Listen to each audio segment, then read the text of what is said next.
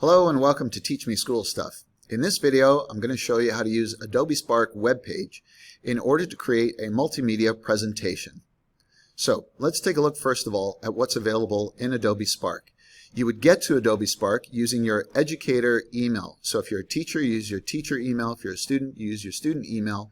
And assuming your Board of Education, whoever you happen to be with, has a license with Adobe, and most do across North America, I think now, then you should have pretty easy and free access to Adobe Spark. And it's a great way to make slick presentations. So why might I want to use Adobe Spark web page instead of, let's say, slideshow video or even something like Google Slides? Well, it really depends on the kind of presentation you need to do. So you have to ask yourself, what is that presentation? What do I plan on that presentation looking like? If it is really you doing a live presentation before a class, if you're a teacher teaching to the students, or if you're a student doing a presentation, a seminar presentation as part of an assignment, then if it's live, you might just use Google Slides. All you have is images with maybe a little bit of text. You're talking directly to the group, and the whole thing is done in real time. However, if it's something that's being done remotely, and the sort of thing that you need to hand in, doing something like that in Adobe, in Google Slides, or even in PowerPoint doesn't really work nearly as well as, let's say, using Adobe Spark Video. And that's because embedding narration and music, let's say as a musical soundtrack in the back of your presentation, does not work easily at all in Google Slides or PowerPoint. So I create a video presentation in Adobe Spark Video. So why would I still use web page? Well, the web page allows you to do other things beyond just those narrated videos. So especially if this was a live presentation in a class, and let's say you're doing a movie review, you would go through some of the images of the actors, the director, some of the special effects and things like that. But at some point, you're going to want to show a YouTube clip of the trailer of the film or a particular scene in the film. And that's not really easy to do in Google Slides. If you want to sort of submit the Google Slides as a file that a person is going to play, you can embed those links in a presentation in Google Slides, but it's not going to play itself. So it's not really that great for sort of remote presentations. And and PowerPoint sort of suffers from the same sort of thing. Web page allows me to include all sorts of different types of content in my presentation. So what I'm going to do is show you an example of something I've made here. It's the kind of thing that, let's say, a student might put together on the topic of the rise and fall of Napster. So in a media arts class, this is the sort of topic that might be given. Give us the story of the rise and fall of Napster. So I'm going to show you what the preview of this looks like. So once the project is put together, the viewer can sort of scroll past through the title. There might be the occasional text box. There's some nice graphics that you've put together here. Maybe a photo grid. And now we have our embedded video. Now this is a video that I've also done using Adobe Spark Video. So I would click on this, and this would now be part one of my presentation. The story of Napster, part one, the rise of... Okay, and so on. So that video would play, and then once the viewer is finished, done watching that video, then they would scroll through the rest of your material. So now they would see Metallica versus Napster, and now I've got a YouTube video in here. And so in this one, it would be a case of, well, I can include the entire YouTube video, but it's a bit awkward telling the viewer to cue it up at the 3-minute and 20-second mark. So below that, I've given an example of a piece of the music video that is just a few seconds of it.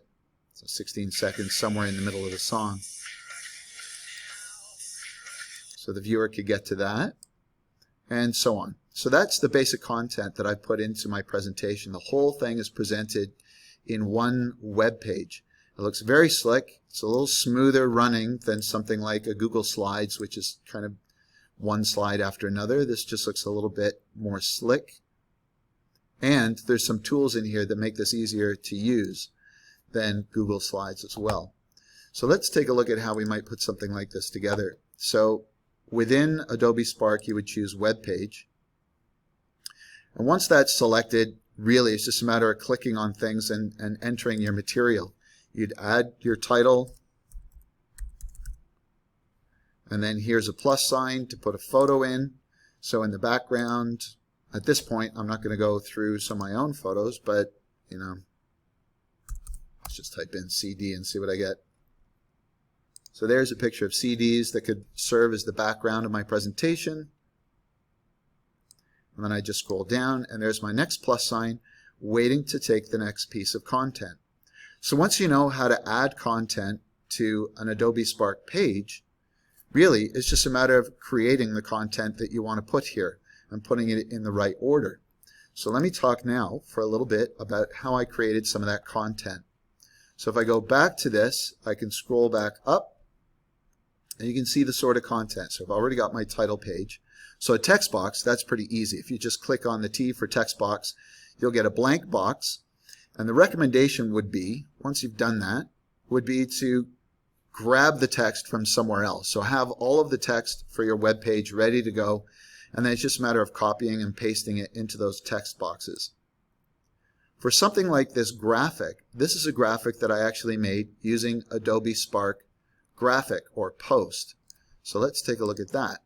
So in Adobe Spark, I can choose Graphic, and here I've added, if you click on this, you can replace any of the boxes here with other visual content.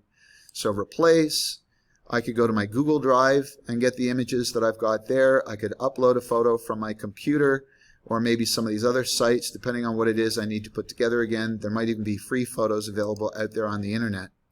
The text I can put in here, and actually these graphics, if I just click through design, I get variations. So once I've made one version of it, I could try another version here, or this one. So I can create different sort of title slides within my overall presentation, add a little bit of variety that way. Okay, so it almost looks like a baking website or something. Okay, so there's some of those examples. So that's basically how you create a graphic. Now, it would be sweet if within Adobe web page, if I clicked on one of these buttons and one of the options under photo was to go to Adobe Spark and get the graphic from there, but it's not in this list. So far as I know, once you create a graphic, there's no direct way of accessing that graphic from Adobe Spark page. So to me, that's a little bit of an oversight. So what I would have to do instead is, once I've got my graphic looking the way I want it to look, then I would download it to my computer as a JPEG or a PNG, and then I can upload that from my computer. Here, when I choose photo, I would choose upload photo and upload it from my computer. So that's how to create some of the graphics that are in this presentation. To create something like this is a grid. Those are pretty easy to do as well. Let me put one down here. So you choose photo grid, and if you've got pictures on your computer, you go to upload photo, you grab them all from there, or you could get them from your Google Drive. In this case, I'm going to find free photos. I'm going to type in vinyl records, and here I get a bunch of images that I could use in my presentation. And every one you click on adds a new image into the photo grid. You don't have to do the formatting to get these things to knit together. It drops them in and knits all the formatting for you really easy. And it changes the dimensions and proportions of these. So then once you've done that, it puts that grid into your presentation. Very neat. And actually, when the viewer previews your presentation, or when they see it, they can actually click on an image here, and then it takes them through sort of a little mini slideshow of the pictures that you've put into that grid, which is also kind of a nice touch. So this makes your web page much more interesting and interactive than, let's say, something as simple as a Google slideshow. All right, so now, how do we embed our videos? Again, it's super easy. Let's just find a plus sign here. Right, I've got one left over. Oh, I'm in preview mode. So I would click on a plus sign. Let's just scroll down here. So I'm ready to put a music video in. And you just click on the video button. And here you enter the URL for whatever YouTube video it is you're looking at. So here's the Metallica video. I copy the URL, go to my presentation, and paste the URL and click Save. And now that YouTube video is part of my web page. There's pros and cons to that. If you want the viewer to see the entire video, that works great. If you only want them to see a small section of it, especially if it's partway through the video, not right at the beginning, that gets a little more awkward. So I recommend that you edit that video somehow. You could say queue up at 320, but I believe that's a little awkward. So instead, what I've done is in Adobe Spark, I've created an Adobe Spark video. Into that Adobe Spark video, I've brought the music video and I've cut it into a smaller piece. Now, how you get music videos off of YouTube and edit them is a whole other topic I'm not going to go into. You can look that up yourself. There's plenty of videos out there that show how to do that. But once I've got that put together in Adobe Spark Video, I could go to Share, choose Publish, and that creates a URL, which I can copy. I go back to my project, and under Video, I paste that URL. So now that's my edited version of the Metallica video, like a 35-second clip of the song. Right? So that's how we create that stuff. And let's go to the last bit of content. This is my actual narrated video. So for this, I did that as well in Adobe Spark Video. So I created a narrated video, which by the way is covered in a different video under Teach Me School Stuff. So I create a narrated slideshow. It's got a little bit of music in the background and whatever. And this just talks a little bit about, sort of the introduction of vinyl, and then the switch over to CDs, and then MP3s, and so on and so forth. So once I've got that introductory video put together, I do the same thing. I choose Share, click Publish, get the URL, and then under a plus sign for video, I paste that URL. There's some other interesting things that you can insert into your presentation here. I'm not going to go into them at this point, but you can explore and try using some of those yourself as well.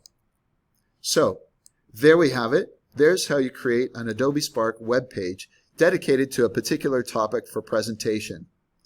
I hope this helps you with your projects moving into the future. All the best. Bye.